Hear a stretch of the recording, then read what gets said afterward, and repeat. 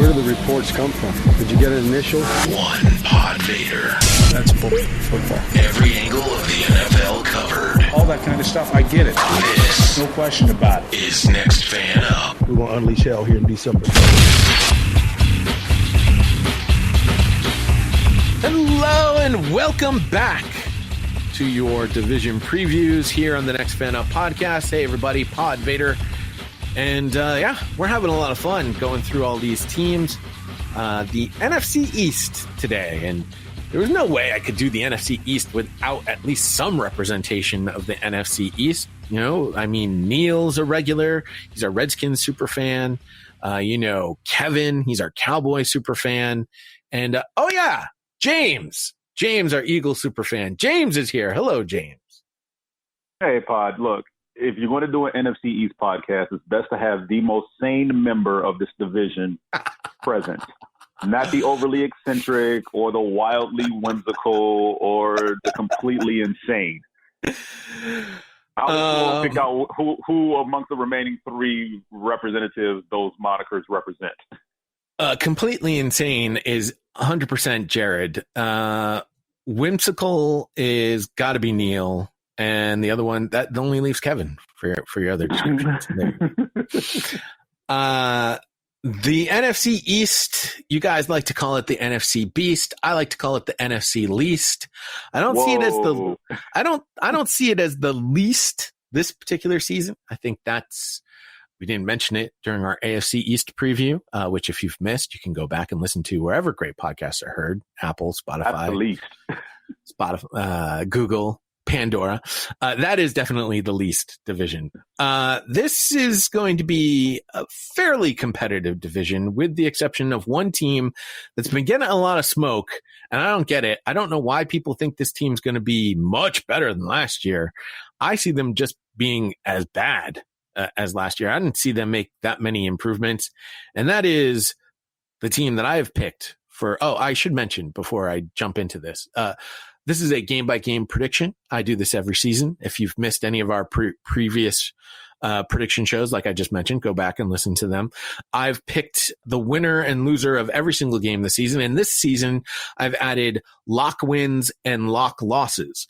And in this particular case, the last place team in the NFC East, as I have predicted, with a 4-12 record, are your New York Football Giants, whom I have no lock victories for and 4 lock losses for. Their lock losses being at the Cowboys, home against the Buccaneers, at the Seahawks, and at the Ravens. There's no way in the world they're going to win those games. And frankly, James, I see it difficult for them to win a game until week 6 against the Redskins. And really, the only reason why I even have a victory for them in that particular game is just because division games, I think, are 50-50. And if I do that, I normally give the home field team the advantage. But their first 5 games, Steelers week 1, at Bears, home to the 49ers, at the Rams, at the Cowboys, I don't see a way that they can get a victory in any of those games. Yeah, I think the reason they're getting a lot of talk is because of the new head coach, former Packers coach Shermer. Sorry, not Shermer. No, it's Joe Judge, the Patriots special teams coach. Oh, gosh, sorry. I'm thinking of the other team in the division. So many coaching changes this year in this division. Everybody changed coaches except for me. Hard to keep track of who went where. But yes, Joe Judge, new head coach again, and there was question marks around. Look, you know Joe Judge better than probably anybody else in this division. How and why he got hired is probably a mystery, unbeknownst to anyone outside of anyone inside the Patriots organization, because he was primarily a special teams coach, and when his hire was made, it was weird. But everyone's high on Daniel Jones. I don't know why. He's a continuation of Eli Manning, who, by the way, folks, is the most average quarterback in NFL history. And when I say average, his record as a starting quarterback through his career is 151, 151, and 2. He is a perfect 500 quarterback over his career. Yes, he has 2 Super Bowl wins. But outside of that, the guy was average, and Daniel Jones is showing to be an extension of Eli Manning. So And they didn't give him any weapons. No, Golden Tate, Sterling Shepard, Darius Slayton. They drafted. Actually, they didn't even draft. They picked up a guy in undrafted free agency. That's towards the back end of their. I mean, I heard someone on a podcast say they're expecting a lot out of Corey Coleman. I'm sorry, if you're expecting a lot out of Corey Coleman, you're in trouble. You have Evan Ingram and Levine Tololo at tight end, and obviously you have one of the best running backs in the league in Saquon Barkley. You grab Dion Lewis. You grab Dion Lewis as a receiving back, but he's definitely at the end of his career. I just don't see it. Their offensive line, maybe they can improve. That's what I want to get to, is that 3 of their first 5 draft picks went to the offensive line to get tackle Andrew Thomas out of Georgia, tackle Matt Pert from Connecticut, and guard Shane Lemieux from Oregon. And granted, yes, 3 rookies in the first 5 picks, but they have to be an upgrade over what was already a porous offensive line last season. For the time that Daniel Jones had to play last season, he pretty much was looking at the sky in the second half of the season when he was playing. The first half, smoke and mirrors, mostly because of Saquon Barkley. And when you have a talent like Barkley back there, he can make any offensive line look better than what it is. And as the season progressed, this line pretty much simultaneously got worse as the season went on. That by the end of the year, you were wondering how they were even scoring points, because that's how bad it was. But when you spend draft capital like that, of your 3 of your first 5, won the line specifically, that has to pay some dividends, and hopefully immediately. And granted, we don't expect rookies to make that much of an impact on the O-line from day one, but you do have that rare breed that sometimes, like the Colts did a couple of years ago with Nelson. Maybe the Giants have one of those guys here in these 3 offensive linemen they drafted, but they can't get any worse than last year, because it's going to shorten Barkley's career, and it's going to put Daniel Jones on IR by week 6.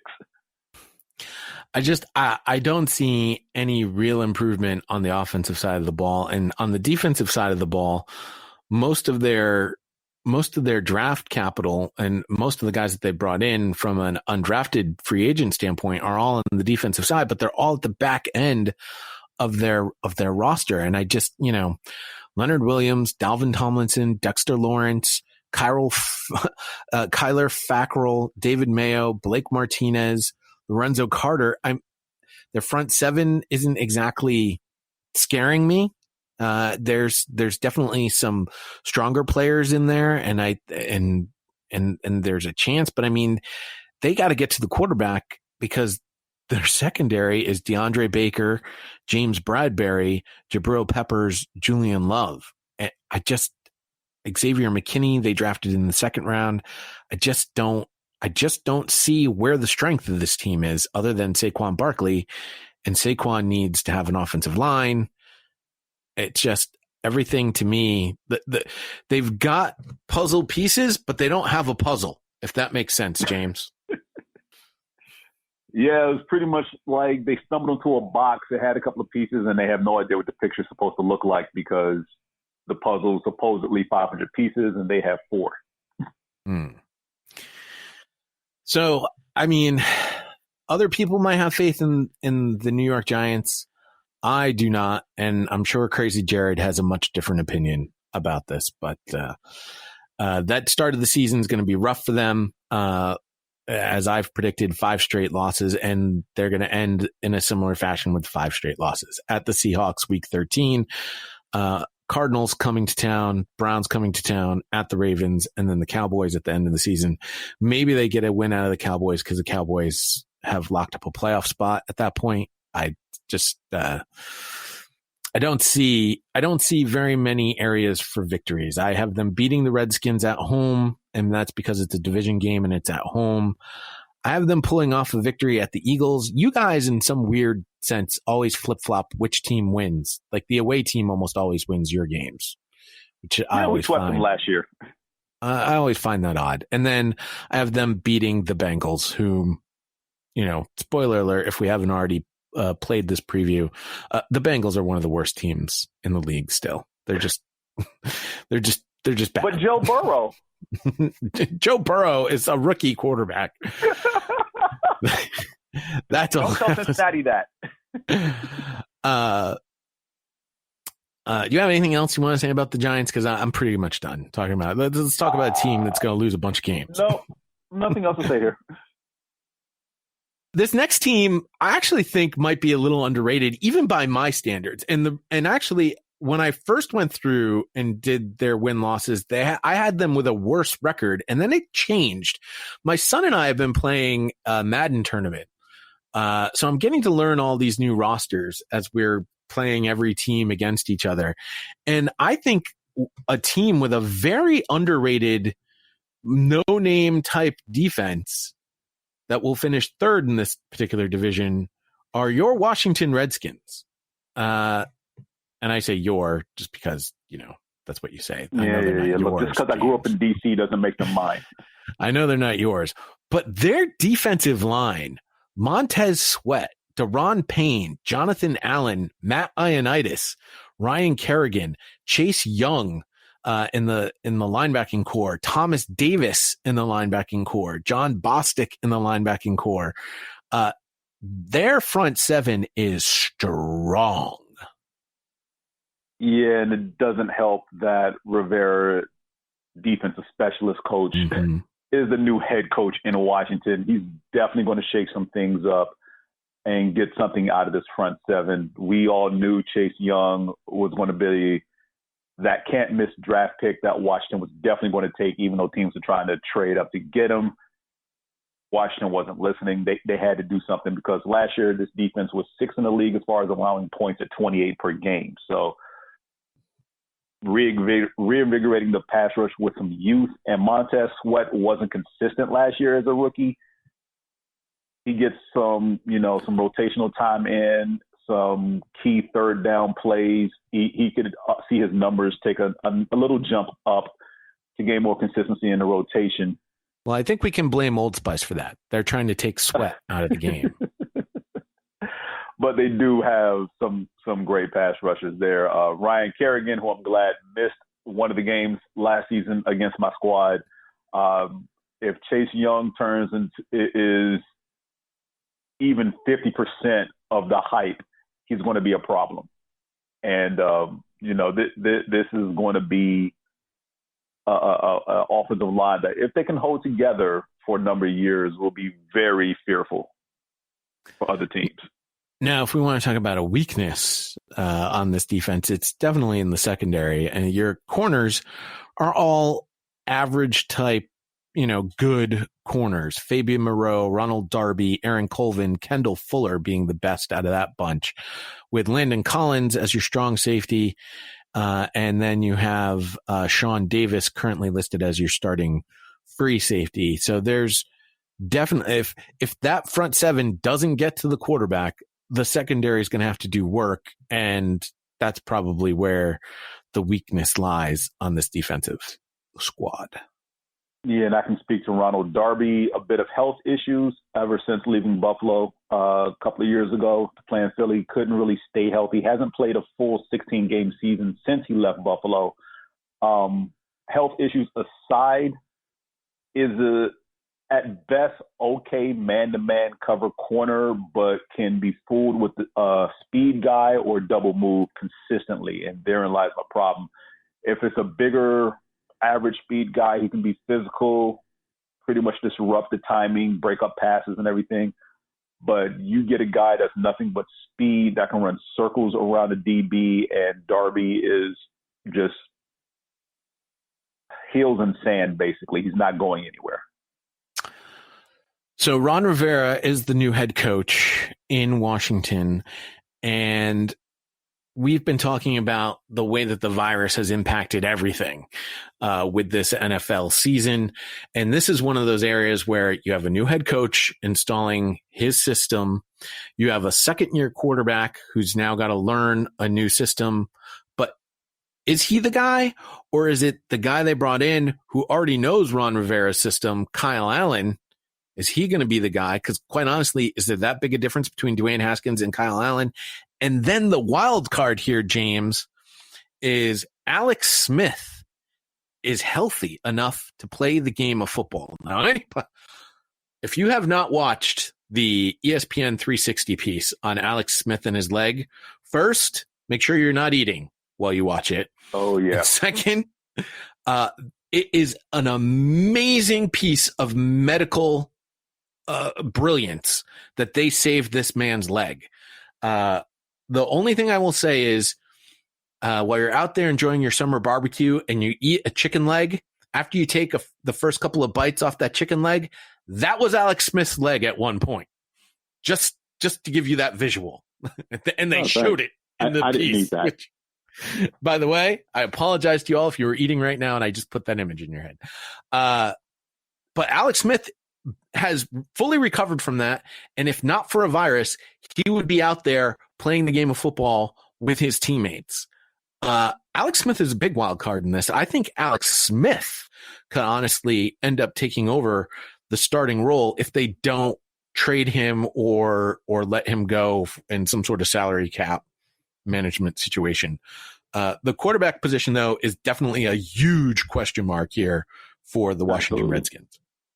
Not only that, running back as well, but since we started on quarterback, I'll just say this. The only two guys I see coming into the season with a chance to start for this team are Dwayne Haskins and Alex Smith. And like you said, that's primarily on Alex Smith. Smith is the veteran. He could probably grasp whatever system is thrown in for the offense more quickly than Haskins based on, his longevity in the league, his track record of playing well, if not solid quarterback play. And Haskins just doesn't have the history yet of consistency and good play. He does have the athleticism. He does have the upside that you want to put in there so that it can be honed and matured. But at this point, I can only see it being one of those two guys. Kyle Allen, look, for whatever hype he had last year after winning the first two starts and replacing Cam Newton, died very quickly. And once teams keyed in on, what they can fool him with and what they can get away with by confusing him and tricking him into reads that weren't there, he pretty much faltered in that Panthers offense, and everything was on McCaffrey. So I don't see how Kyle Allen can take this job. If it was between Kyle Allen and Haskins, there's no way Allen wins the starting job from Haskins. But if it's between Haskins and Smith, then, yeah, there's a good chance Smith could take the job from Haskins. Since you brought up the running backs, they have an interesting core of running backs here with Adrian Peterson still in town, Darius Geis, who apparently doesn't know how to stay healthy. Antonio Gibson was drafted in the 3rd round. They have Bryce Love, who they drafted in the 4th round last season. Peyton Barbaro was brought in. He's not going to be a starter, but he's definitely a 3rd down, dangerous type running back. But they also brought in J.D. McKissick, similar fashion. All of these running backs are not going to remain with the Washington Redskins. So again, whatever training camp looks like, whatever the preseason ends up looking like, that's going to determine which of these guys are going to end up playing on this roster. Yeah, and I think the only locks for this roster right now are Geis and Peterson. Despite whatever Geis's health situation is, he may start the season on PUP or injury reserve designated to return.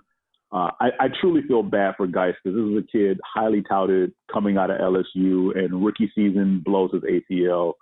Last year just never quite got right and had an injury on the other leg that pretty much took him out for the season. So things just fell on Peterson. And look, I'll give it to Peterson for the phenomenal shape that he's keeping his body in at this age. I haven't seen anything like this since Herschel Walker in the late 80s, early 90s, where it was like, well, Herschel Walker's too old to play, but Herschel Walker still looks better than most 23-year-olds coming into the league at the time when he was pretty much knocking 40. So Peterson's in that same type of shape. Receiving core, these are basically speed guys who are still learning the route tree as far as I'm concerned. If these guys are given a go route, a deep post, deep corner, double moves, they would blow by any secondary. Their issue came in the intermediate routes, the stick routes, the quick outs.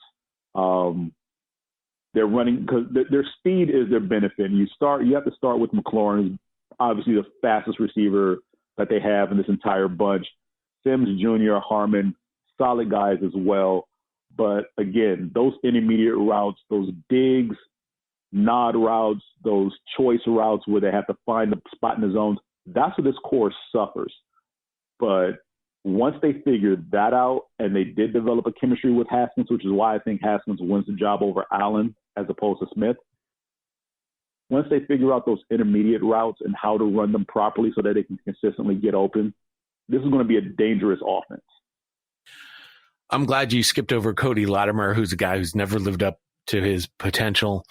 They did draft Antonio Gandy Golden, who hopefully can help them out with that short intermediate routes. But that's a big load to put on a rookie wide receiver. Rookie wide receivers never perform up to the perception that they're supposed to in their first season. It usually takes them a little time before they make a huge impact on the team. And this is, again, another team. We haven't really talked about their offensive line. The right side is strong in Brandon Scherf and Morgan Moses. It's the center and to the left that needs a little work. Well, the left side, pretty much they had to unload basically an all-pro because he wasn't happy with the medical staff and how they diagnosed a lump in his head that proved to be cancerous. They ended up trading him to San Francisco, so I'm happy that he was able to get out of there. Unfortunately, it does weaken them on that left side.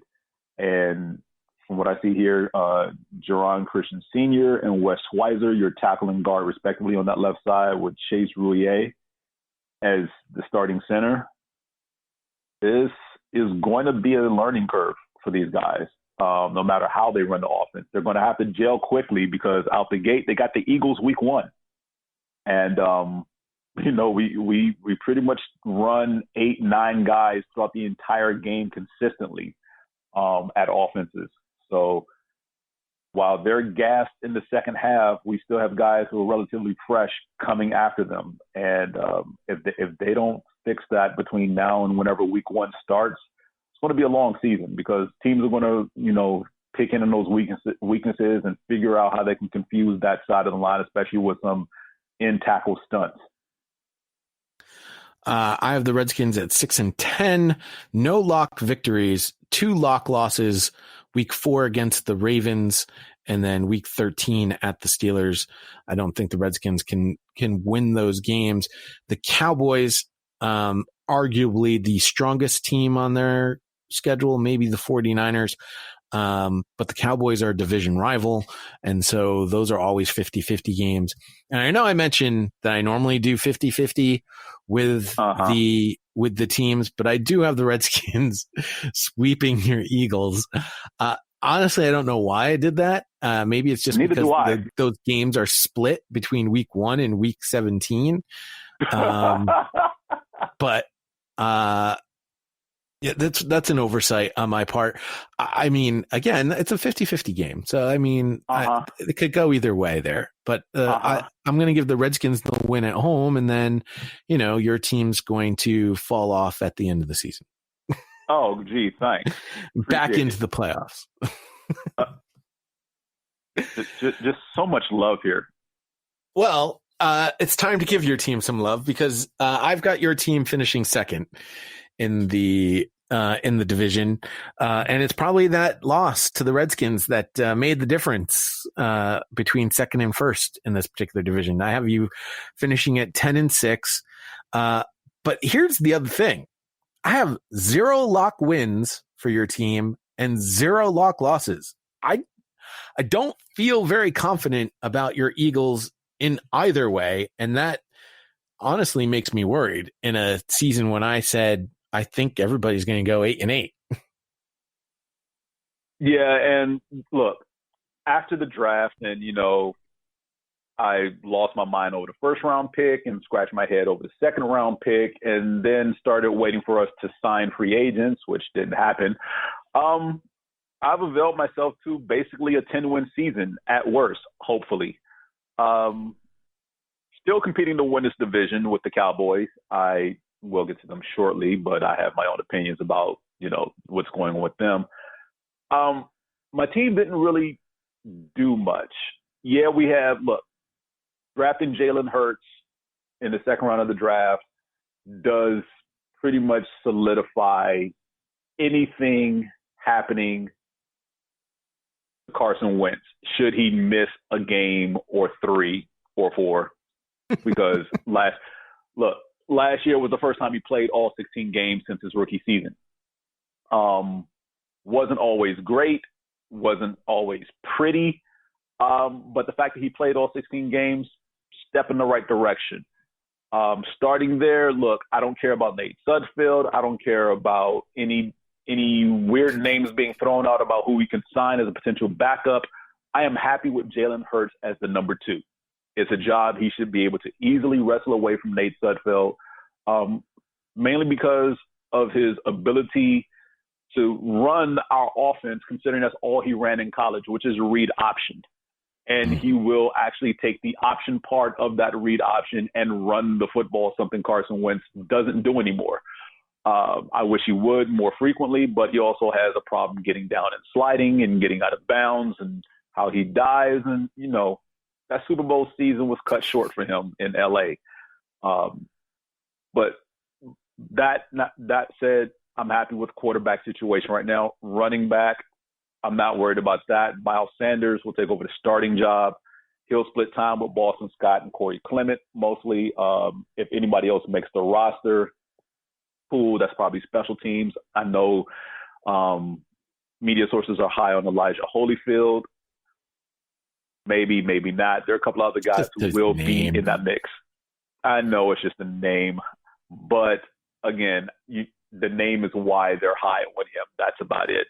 Receiving core. Oh gosh, if you I've noticed you're skipping over a major storyline in this team, but continue with the wide receivers. Oh yeah, I'm skipping it on purpose. Look, receiving core. The issue I have is that Carson Wentz has to find some camaraderie with his receivers like he did the year the Eagles went to the Super Bowl when he was hitting Jeffrey and Aguilar and Torrey Smith. But of those guys, only Jeffrey's left. Aguilar pretty much rediscovered his yips and can't catch a cold, let alone a football. But he's got to connect with one of these receivers between Jeffrey, Jackson, and now Jalen Reagor, who really shouldn't be on the team because one pick later, the receiver I wanted was taken by the Minnesota Vikings. More on that when we get to the Vikings. Zach Ertz cannot lead this team in yards, catches, and touchdowns for a third season in a row. It just can't happen. So a receiver has to step up. Wentz has to find that guy. And honestly, I like what I saw out of Greg Ward Jr. at the end of last season. Marquise Goodwin showed some things down the stretch. Arcega-Whiteside just needs time. How much time? I don't know. This will be year 2 for him. He has to step up in some way, shape, or form. Offensive line returns pretty much mostly intact, minus Brooks. Tore his Achilles a few weeks ago. He's out for the year. Matt Pryor will be sliding in that right guard spot for him. Jason Peters is still out there on the free agency market because Andre Dillard is the projected starter. If no one signs Peters, I expect him to return so that Dillard can still get another year to watch from the sidelines.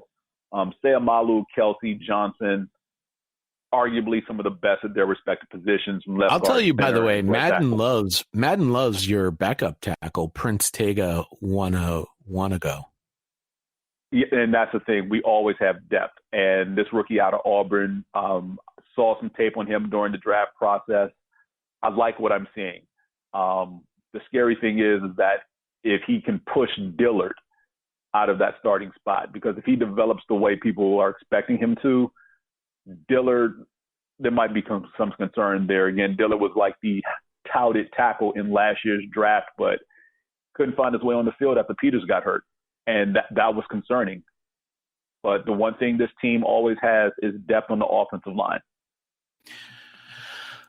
So you have the story you probably want to get to probably has something to do with Dallas Goedert, our tight end, getting sucker punched in a bar. Well, I was actually referring more to the Brandon Brooks. I mean, that's a huge loss on your offensive line, Brandon Brooks. Yeah. Let's not just ice over that one. No. That is you're talking about an all pro. So that's a big hole, as you mentioned, with a team that already had lost an offensive lineman that they just haven't re-signed, and who knows if they are going to re-sign him or not. I would think that Brandon Brooks' injury would kick them a little bit more in the rear end to get something done to make that better. But that's a tackle position, not a guard position, which is really where they need to fill. But as we look at your defense, your front four have always been strong, and you still have a nice rotation amongst those players, but it's really your linebackers and your secondary. Now, you do include Darius Slay, which is a huge upgrade for a team that's always struggled at cornerback. At least for as long as we've been covering them on this podcast, they've struggled at the corner position. Darius Slay comes in and is an immediate upgrade, but there's no one after that. No, and, opposite him, that's going to be the competition for the rest of the offseason, preseason, whatever you want to call it, Sidney Jones and Rasul Douglas. Sidney Jones missed his rookie season because during the draft process, he ruptured his Achilles. Rasul Douglas, during his rookie season, stepped in for Ronald Darby and played excellent. And teams tested him all year. And granted, he didn't have the eye-popping stats that will warrant Pro Bowl, but just watching him play that rookie season, yeah. You talk about pass defenses, being physical. His rookie season was obviously his best season since he's been in the league, and since then he's been average at best. And I'm trying to figure out why hasn't he been able to get back to that form that he had in his rookie season, where he was constantly breaking up passes, stopping receivers on third down, and just denying them the ball flat out. Now he's like a deer in headlights out there.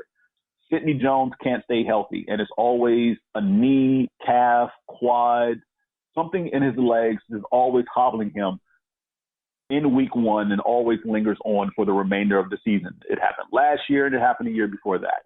He can't stay healthy.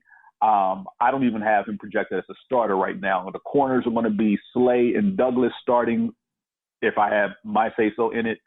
Nikhil Roby-Coleman, if that name sounds familiar, he's the guy who didn't get flagged for the, call it whatever you want to call it, in the NFC Championship game that sent the Rams to the Super Bowl over the Saints. But whether you want to call it necessary roughness, illegal contact, pass interference, any number of things you could have called, that was Nikhil Roby-Coleman. He's that DB that pretty much did not get flagged in that championship game.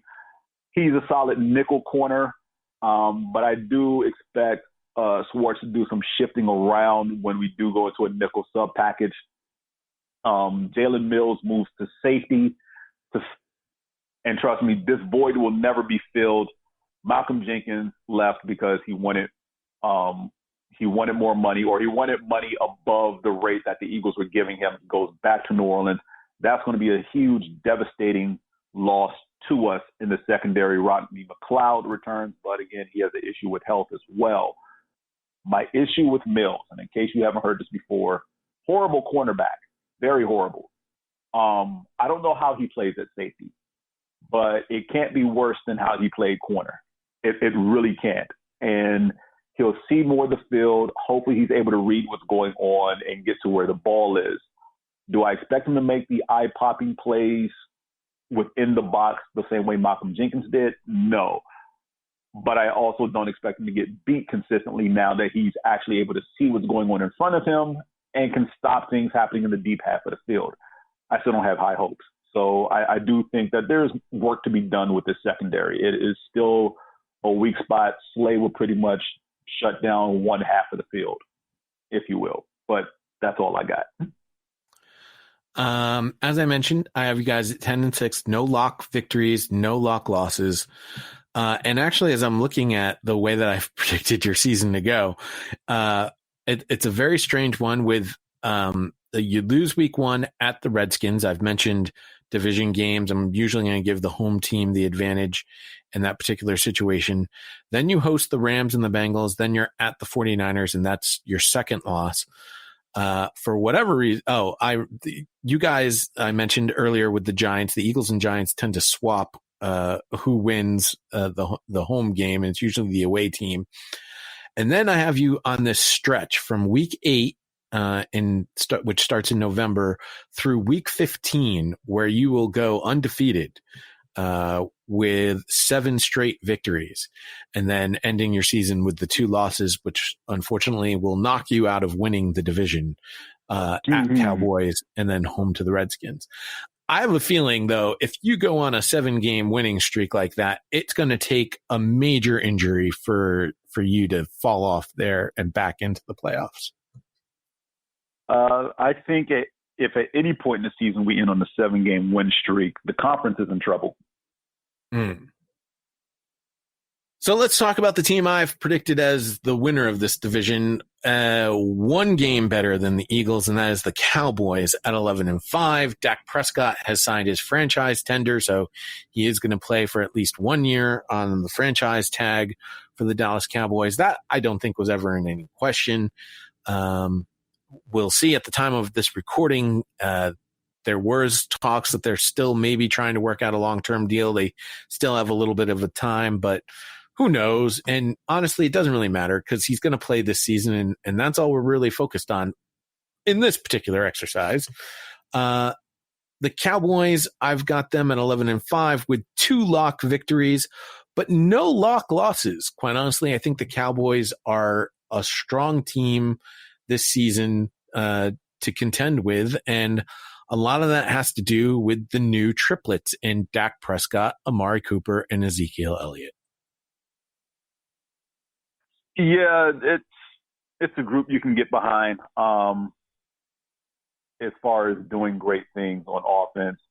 My concern is how much they run them into the ground.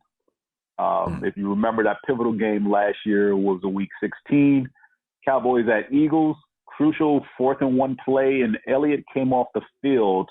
Tony Pollard couldn't get 1 yard.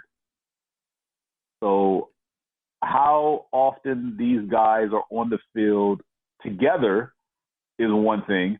How they perform in the clutch is another, because throughout the course of last year, these guys, primarily these 3 guys, Prescott, Elliott, and Cooper, didn't show up where it mattered most. We can talk about the inexplicable loss to the New York Jets, or like I mentioned, that 4th and 1 play against Philadelphia. There were just points at last season where it was like, how did they lose this game happening a little bit too much last year? And that's where my concern is not questioning the talent. It's basically their ability to show up when needed most. They also added more weapons for Dak with CeeDee Lamb drafted in the 1st round as a slot receiver. Michael Gallup made galloping strides. See what I did there? In his 2nd season.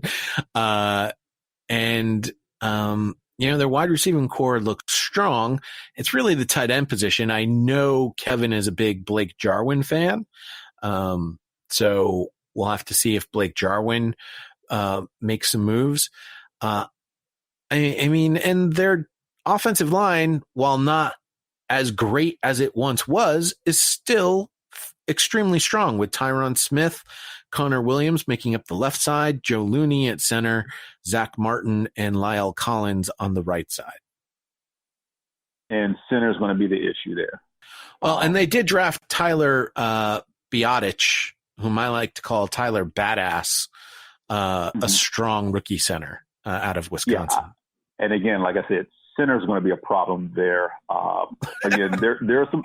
Look, we've already discussed, there are 2 very good defensive lines in this division in both Washington and Philadelphia they're going to have to deal with. And while Washington may be stronger than Philly on the edge. Philly is definitely stronger up the middle with an all-pro there by the name of Fletcher Cox, who has pretty much made life a living nightmare for the interior of this Cowboys line. So Zach Martin notwithstanding, Williams and Looney will have long days at the office. The defense for the Cowboys, still fairly strong. DeMarcus Lawrence, Gerald McCoy, Dontari Poe, Tyrone Crawford are your front four. Leighton Vander Esch, Jalen Smith, and Sean Lee are your linebackers. I mean, really, it's the depth issues here for the front seven of the Cowboys defense. They did just recently sign Aldon Smith, and I understand that he's been out the league for a number of years because of his alcohol addiction that he's been getting treatment for. He says it has it under control. If he can return to any semblance of the breakout year he had in Frisco, because that half a season he had in Oakland was putrid, it's nice rotational depth. But after him and maybe Randy Gregory, there's nothing as far as depth on this defensive line. I also feel that between McCoy and Poe, these are signings off name recognition, not from any longevity of performance. McCoy's had some flashes over the last couple of seasons, but hasn't been as dominant as he was during his first 3 or 4 years in the league. And Poe hasn't pretty much done anything since leaving Kansas City. The secondary, Byron Jones is gone, but they draft Trayvon Diggs in the second round. Anthony Brown and Chidobe Awuzie, Maurice Kennedy, Darryl Worley, those are all good, solid corners. So there's a little bit of depth there, but it's nothing that necessarily haunts an offense. Xavier Woods and HaHa Clinton Dix make up the safeties for the secondary. Definitely a group of guys that can be had with the right offensive game plan. Inconsistent play across the board. Trayvon Diggs, again, rookies starting the season at corner are hit or miss. They're either really good or they're really bad. There really is no in between with them. HaHa Clinton Dix has pretty much been inconsistent outside of Green Bay. Awuzie had an up and down last season. He was picked on at times when he shouldn't have been, and other times when he should have been exploited, he wasn't. And that would probably go to the front seven more so than them. But this is a team that, on paper, this front seven is probably top 5 in the league easily on paper. Unfortunately, they don't play the games on paper. So we'll see. This is a unit that should have bailed them out in situations last year and just flat out couldn't. So I mentioned 2 lock victories, the Giants in week 5 and at the Bengals week 14. No lock losses. The losses I do see for them at the Seahawks in week 3, at the Redskins week 7, at the Eagles week 8, at the Vikings in week 11, and at the Ravens week 13. It's an interesting schedule here for the Cowboys. I think they shouldn't have too many problems unlike previous seasons. Well, we'll see what this offense looks like. They too have the third team in this division with the new head coach, Mike McCarthy. So we'll see what this offense comes out, how it plays. Don't expect anything that you saw in Green Bay under Aaron Rodgers for starters. I would probably switch a couple of your wins and losses around here. I think they take they get the Vikings at Minnesota, but they fall to the Steelers at home. Okay. They probably sweep Washington, so I wouldn't give them that L at home at Washington until Washington proves otherwise. And again, the 49er hangover, if there is one, I would question them winning I mean, granted, the game will be in Dallas, but it's not like 49ers are coming all the way over to the East Coast, just halfway across the country. Niners could somehow eke that game out. I mean, look, for as good as the Cowboys defense played last year, they did struggle against the run a little bit. If you keep pounding them over and over, and the game that sticks out most is the one they lost against the Bills on Thanksgiving Day. And the Bills, for their credit, played solid defense and kept pounding that defensive line with the run until they broke. And then all of a sudden, everything that was 3 to 5 yards became 10 and 12 yards. And, you know, that's something that the 49ers could do even that late in the season. If I'm not mistaken, I believe the Cowboys Thanksgiving Day game is week 12 against the Redskins. It's Washington. Mm-hmm. And then the following week, they're playing every team has one Thursday night game. And that will be the following week 13 at the Ravens. So that will be an interesting, again, that's another one of those interesting quirks in the schedule. Mm-hmm. All right. Well, there you go. That's the NFC East. How'd we do? Send us an email, nextfanup@gmail.com. You can always tweet us at NFU Podcast. We have a Facebook page, facebook.com/NFU Podcast. There's an Instagram. I really am not on that all that much. That's just Next Fan Up. What else do I need to tell you? Just tell a friend about us, if you don't mind. I mean, I know it's been a while since you heard from us, but now we've been back. We've been giving you these division previews as we go, and we'll have a postseason prediction show as well at some point here as we finish up all the division previews. Hopefully you're enjoying these. We really like doing them. It's our 6th year covering the league in this manner. 32-ish fans, providing you as many different perspectives on the stories that affect the NFL and you, the fan, because your perspective is definitely one that belongs in telling the story of the NFL. So thank you to James for joining me here on the NFC East preview. We'll be back with another one. There you have it. How you doing? Trying to figure out who's going to play? Yeah. So are we.